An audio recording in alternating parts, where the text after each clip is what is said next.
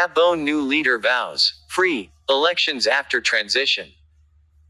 Gabon's new strongman General Brice Oligui Nguema salutes as he is inaugurated as Gabon's interim president in Libreville on September 4, 2023. General Brice Oligui Nguema, who led a coup last week that overthrown Gabon's 55-year-old ruling family, took the oath of office as interim president on Monday, promising free, transparent and credible elections to restore civilian rule but without giving a specific time frame. He also vowed to amnesty political prisoners, in a speech in which he insisted the coup had saved Gabon from bloodshed after elections that were, obviously loaded. Oligui, head of the elite Republican Guard, last Wednesday led officers to incarcerate President Ali Bongo Ondimba, scion of a family that had ruled the oil-rich Central African nation since 1967. The deposing came just moments after Bongo, 64, was proclaimed victor in presidential elections, a result branded a malfeasance by the opposition. In a speech after taking the oath of office, Oligui said the promised elections would be the stepping stone to handing power back to the civilians, although he did not specify any date. He said he was seeking the participation of all of Gabon's core groups to draft a new constitution, which will be adopted by referendum. Oligui, 48, wearing the red ceremonial costume of the Republican Guard, also said he would catechize the future government to consider ways of amnestying prisoners of conscience and facilitating the return of all exiles from abroad. This news is reaching you from OgulaghaVanguards Limited, the true face of Niger Delta. We tell your story better. For publication of press releases, statements, advert and inquiries, send an email to OgulaghaVanguards@gmail.com. Call 080516700922 or reach us at www.OgulaghaVanguards.com.ng. General Brice Oligui Nguema took the oath of office in front of a packed crowd inside the presidential palace. Faciliter le retour au pays de tous les exilés politiques. While taking his oath of office, the president and head of the transition committee in Gabon gave a powerful speech. He also outlined some revolutionary measures they will take in order to put Gabon on the path of progress. Before we see all these measures, let's hear the quotes. First, he quoted Jerry Rawlings, the man who led the revolution that changed Ghana in the 80s. He said, "When the people are crushed by their leaders with the complicity of the judges, it is up to the army to give the people back their freedom." This quote definitely resonates with Nigerians. They might be asking, how is General Nguema talking about Nigeria? What a coincidence, because a Nigerian court will in less than 24 hours deliver judgment on the presidential election dispute. They've taken almost 6 months to hear the petition. Their judgment tomorrow will decide the fate of millions of Nigerians who trooped out to cast their vote on February 25th, 2023.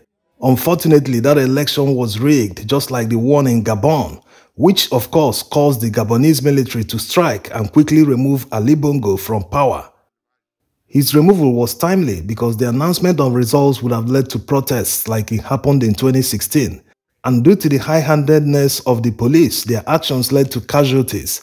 So effectively, the timely intervention of the military in Gabon saved many lives.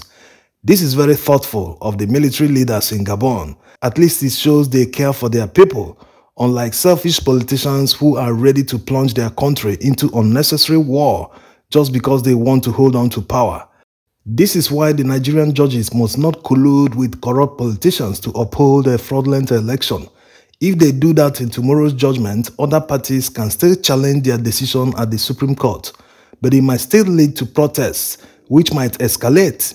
Nigeria's system is not like the French system that is practiced in Gabon, where the Constitutional Court validates the election results, and their decision is final. In Nigeria, the challengers of the election results first go to a panel of judges set up to hear the presidential election dispute. After they give their judgment, like they will do tomorrow, parties can now appeal to the Supreme Court, which is final. Desmond Tutu disait, je cite,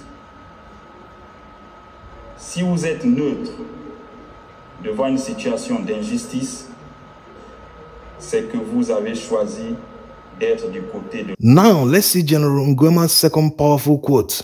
He cited the famous Desmond Tutu's quote, "If you are neutral in situations of injustice, you have chosen the side of the oppressor." Yes, the Gabonese military could no longer stand by and watch the rights of Gabonese trampled on. Citizens are incarcerated for no reason. Elections became a one-man affair. One man still rigged the election and declared the results the way he wanted, and the Constitutional Court approved the illegality. The Gabonese military had to strike and remove politicians who have stopped upholding the laws of the land. This is called a revolution. This quote from Desmond Tutu also resonates with Nigerians because many highly placed individuals didn't condemn what happened on 25th February 2023. Some that spoke ended up taking sides with corrupt politicians and telling citizens and opposition to try again in another election. It is very easy for people to take this kind of position because of selfish reasons. They are not at the receiving end of the injustice. And looking at how quickly the Gabonese military intervened immediately the fraudulent elections were announced, it was an instant retribution. Justice served hot to Ali Bongo. Unlike the delay of justice currently going on in Nigeria, there's an intentional loophole in Nigeria's constitution that allows a corrupt election rigger to be sworn into office despite the election being challenged in court. The corrupt politician will now use his executive powers to intimidate the judges to deliver judgment in his favor. It's important to know that Nigeria's presidential election had more casualties than all the military coups that happened in Francophone countries the past 3 years. Let that sink in. When there are more casualties in a supposed democratic election compared to a military coup, then there's a massive problem. That's why the court should never reward people who declared war in an election and ended up rigging and stealing the votes. If they do that, that will mean the end of democracy in Nigeria.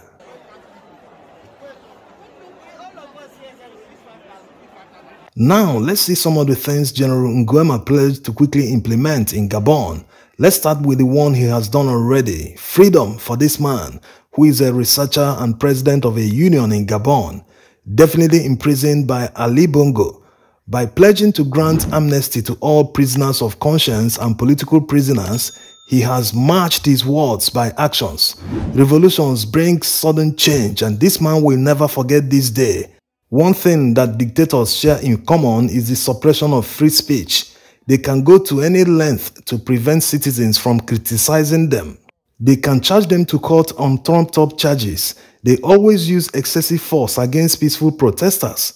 Imagine depriving citizens of basic needs and still prevent them from complaining about it, while they sit around in offices stealing the country blind. In essence, political prisoners are mostly those who couldn't go to exile to escape being imprisoned. Also, some are very brave and despite having the wherewithal to go on exile, choose to stay to fight at home. These types are motivated by deep patriotism. This brings us to the next one. He pledged to facilitate the return of exiled politicians. Yes, the first sign of dictatorship in any democracy is when they start arresting opposition figures on false charges to silence them, which ultimately leads them to voluntarily go on exile so that no one can silence them by sending them to prison. So the fact that Gabon, under the Bongos, practiced a strange version of democracy where free speech is not allowed is already a justification for the revolution. That's why you see citizens celebrating the military intervention. They can feel they have restored their freedom. This will definitely lead to many Gabonese in the diaspora returning to their country. People who know they have something to offer in terms of leadership, but were discouraged because of the lack of level playing field. No need contesting an election and wasting time or money when you know the election will be rigged. Next is a very important one: to improve access to education. He promised to reinstate scholarship for secondary school students. It's a no-brainer. Going by the size of their population, Gabon can definitely afford it. Not just Gabon, many African countries can afford free education up to secondary school level. But it's a pity that most leaders are not good managers. They waste so much money on non-issues and frivolities. Money they can invest in important areas to uplift their people and create more jobs. They will rather waste the money. Imagine what Gabon could achieve if all the money they've seized so far were invested in education.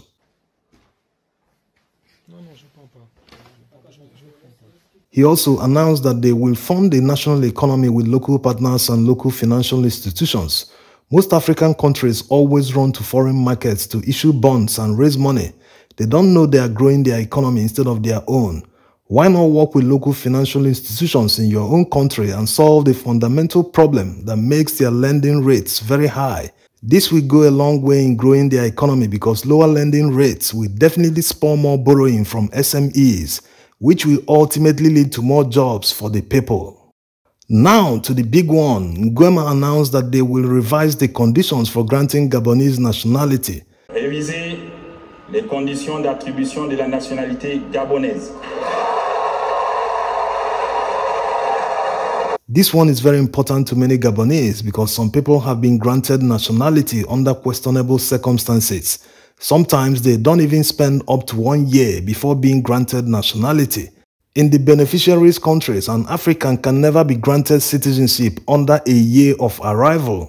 In most European countries, the minimum is 5 years to qualify for citizenship and then go through the rigorous process of obtaining the citizenship.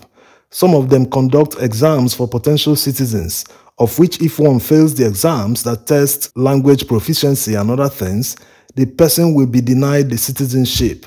In other words, the 5 years minimum isn't a guarantee that citizenship will be granted. It's a pity that African leaders are not patriotic. How can foreigners have more rights than your citizens? It's unconscionable that they don't reciprocate the treatment of their people by foreign countries. If most African leaders are patriotic, they must apply equal measure. When a country adopts a set of rules against your country, you must adopt the same against them. That's how it works. Because they believe Africans do come to their countries in larger numbers compared to them, they adopt all sorts of measures. Yes, it's their right to do that, but it's also the responsibility of other countries to return the favor. These corrupt African leaders can sell their country on a platter just because they want to hide their stolen wealth in foreign countries. You see that in all their policies. It's like they are trying hard to please foreigners at the detriment of their citizens.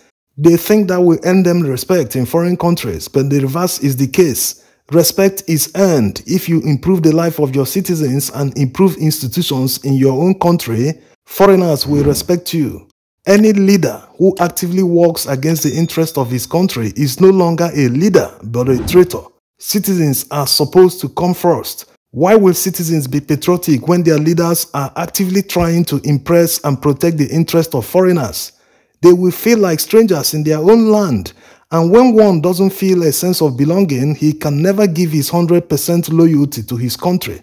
This is the root of all problems. When leaders alienate their citizens, it leads to unpatriotic attitudes. Some will say, I have nothing to lose. No one wants me anyway. The country doesn't offer anything. Even foreigners have more rights in my own country. It can lead to people committing all sorts of crimes without looking back. Well, looking at all these measures is a good start for General Nguema. Despite having worked with Ali Bongo for quite some time and also worked with his father Umar Bongo as aide-de-camp, it's interesting that his views are progressive, and it is hoped that he continues this way to prove to fellow Africans that they really came to reset Gabon on the path of progress. Implementing revolutionary policies in Gabon shows that apart from the flawed elections, there are other institutional problems that need to be addressed. We'll be looking up to the timeline the committee will announce for a fresh, free and fair election and the referendum that will be conducted, which will allow citizens to approve amendments to the constitution. Thanks for watching.